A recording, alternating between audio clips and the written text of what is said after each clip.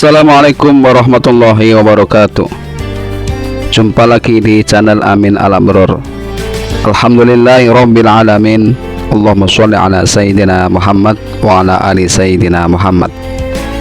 Bersyukur kepada Allah subhanahu wa ta'ala, bersalawat kepada baginda Rasul Muhammad sallallahu alaihi wasallam. Mudah-mudahan kita semua mendapatkan syafaatnya beliau fid dini wa dunya wal akhirah. Amin amin ya rabbal alamin.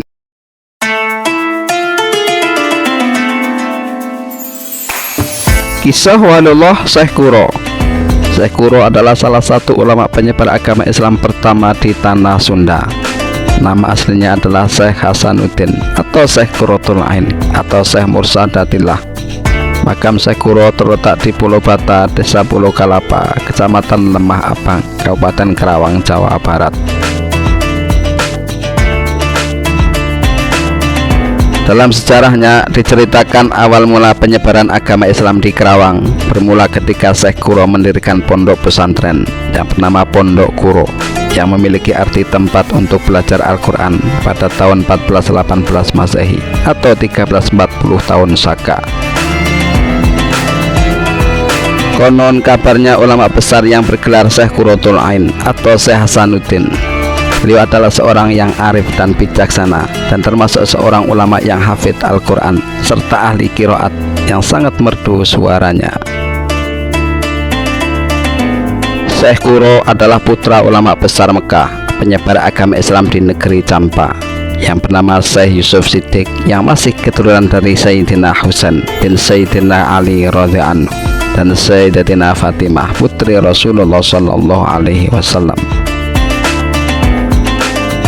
Pada waktu itu, tanah Jawa masih di bawah kekuasaan negeri Pajajaran dan masih menganut agama Hindu dengan seorang raja yang bernama Prabu Anggalarang. Kekuasaannya Prabu tersebut meliputi wilayah Karawang.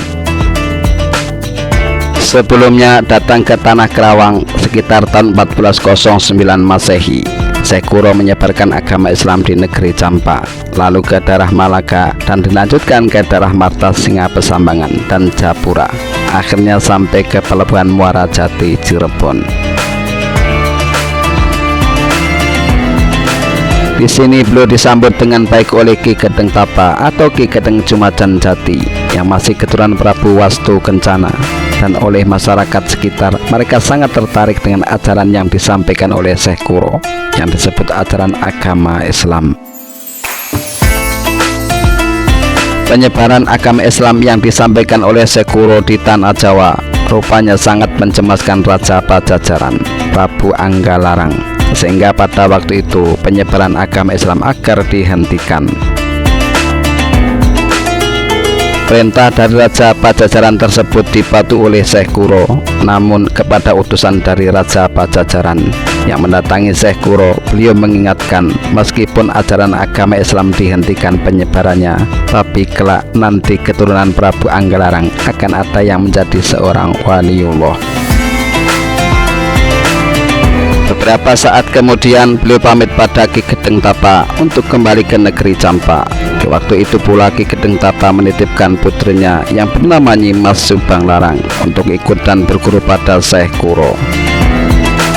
Tak lama kemudian Syekh Kuro datang kembali ke negeri Pajajaran berserta rombongan para santrinya dengan menggunakan perahu dagang, dan serta di dalam rombongan adalah Nyimas Subanglarang, Syekh Abdurrahman, Syekh Maulana Maskur, dan Syekh Abdillah Dargom.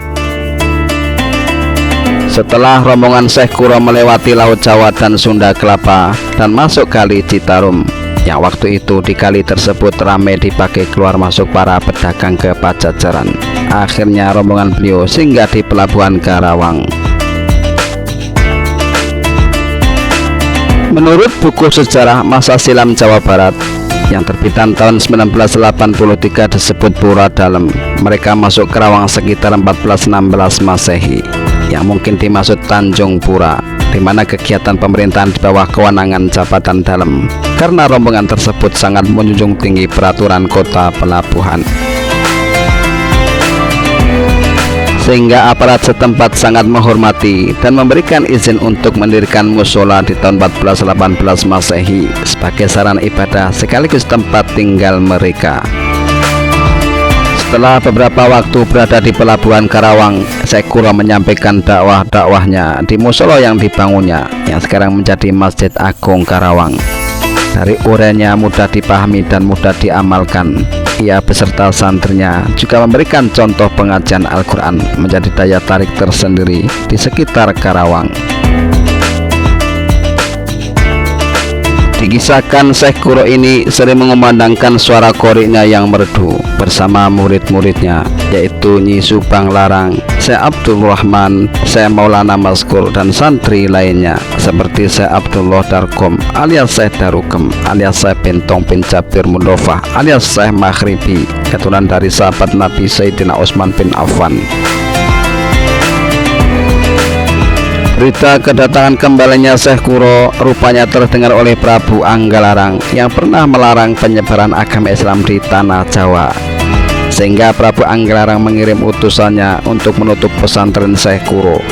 Utusan yang datang itu adalah putra mahkota yang bernama Raden Pamanah Rasa.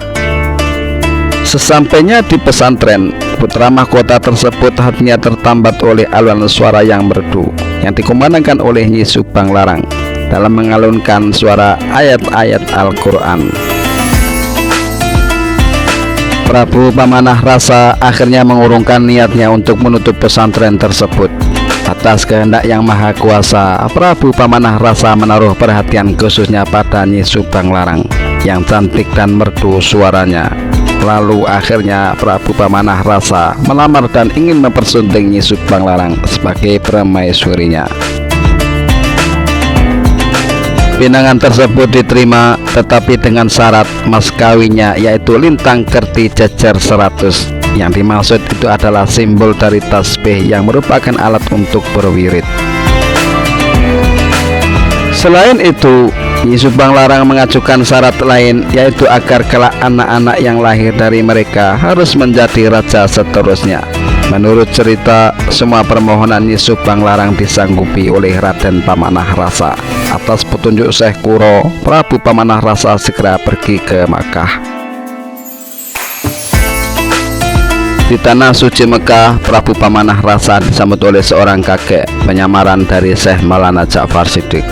Prabu Pamanah Rasa merasa kaget ketika namanya diketahui oleh seorang kakek, dan kakek itu bersedia membantu untuk mencarikan lintang kerti jejer 100 dengan syarat harus mengucapkan 2 kalimat syahadat. Sang Prabu Pamanah Rasa dengan tulus dan ikhlas mengucapkan 2 kalimat syahadat yang makna pengakuan pada Allah Subhanahu wa Ta'ala sebagai satu-satunya Tuhan yang harus disembah, dan Nabi Muhammad adalah utusannya. Semenjak itulah Prabu Pamanah Rasa masuk agama Islam dan menerima lintang kerti jejer 100 atau tasbih. Mulai dari itu, Prabu Pamanah Rasa diberi ajaran tentang agama Islam yang sebenarnya. Prabu Pamanah Rasa segera kembali ke keraton Pajajaran untuk melangsungkan pernikahan dengan Nyi Mas Subang Larang. Waktu terus berjalan, maka pada tahun 1422 Masehi, pernikahan dilangsungkan di pesantren Syekh Kuro dan dipimpin langsung oleh Syekh Kuro. Setelah menikah, Prabu Pamanah Rasa dan dinobatkan sebagai Raja Pakuan Pajajaran dengan gelar Prabu Siliwangi. Hasil dari pernikahan tersebut, mereka dikaruniai 3 anak, yaitu Raden Walang Sungsang, Nyi Mas Rara Santang, Raja Sanggara atau Raden Kiang Santang.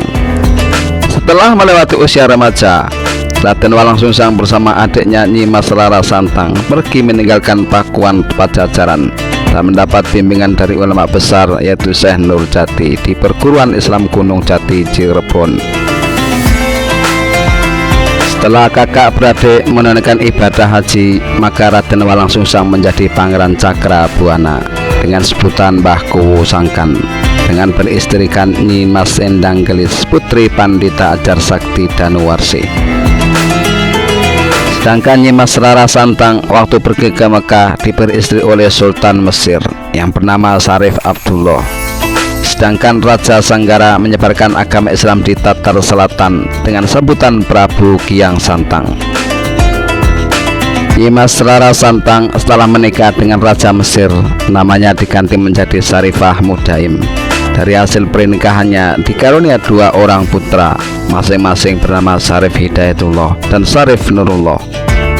Setelah ayahnya meninggal dunia, jabatan Sultan Mesir diserahkan kepada Syarif Nurullah, sedangkan Syarif Hidayatullah meneruskan menimba ilmu agama Islam dari ulama Mekah dan Baghdad.